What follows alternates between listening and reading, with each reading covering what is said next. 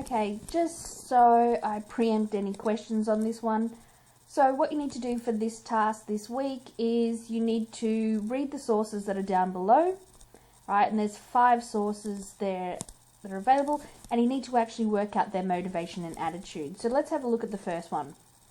So in source 1, I wasn't 18. I was working on the lathe next to another chap. I said to him, "Why don't you enlist?" I said. "I'll enlist if you do." I went right up to Victoria Barracks and enlisted. We left the factory and I had to get my father's signature. Well, I forged that. So, if you happen to have a look at that, source 1, his motivation was if his mate was enlisting, then he would enlist. Right? So his motivation was to actually enlist in the army or enlist into the war because his mate was doing so. His attitude was, very blasé. It was very much, I'm going to do this regardless of, the law. Because he was under the age of 18, he needs parents' permission, and he didn't get that. He forged it.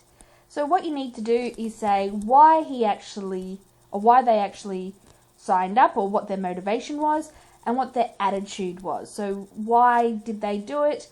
Was it a positive attitude? And obviously his was a positive attitude towards the war.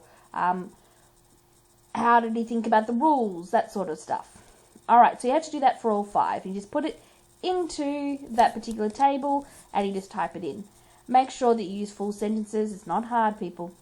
Alright, so you saw in the video it talked about how to actually analyze a propaganda poster. So this one's a very common one for World War I, and it was all about trying to get people to stop lazing about in Australia and actually go out and, help your mates. So it's nice in the surf, but what about the men in the trenches? Go and help.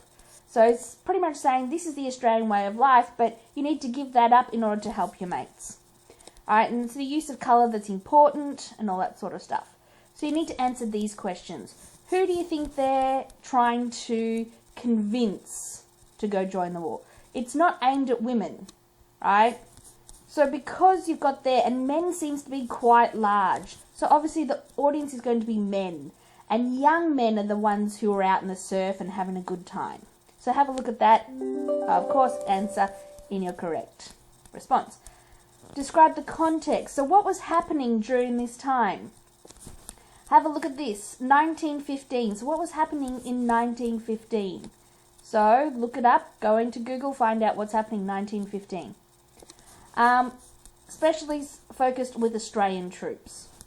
So what was the message? What are they trying to say in this source?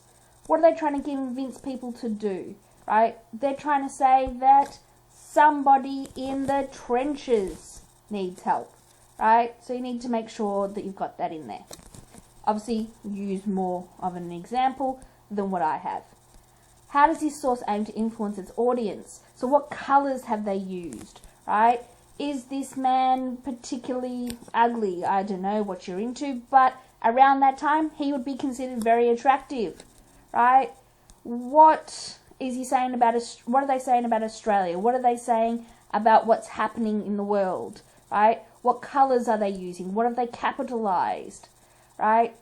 Why have they used blue at the top? And so blue kind of blends in. Why have they done that? Right? Why have they put their logo there and it says Win the War League and it says I serve? That's very important. So you need to use these sort of examples and explain. And what I recommend you do is always use the source.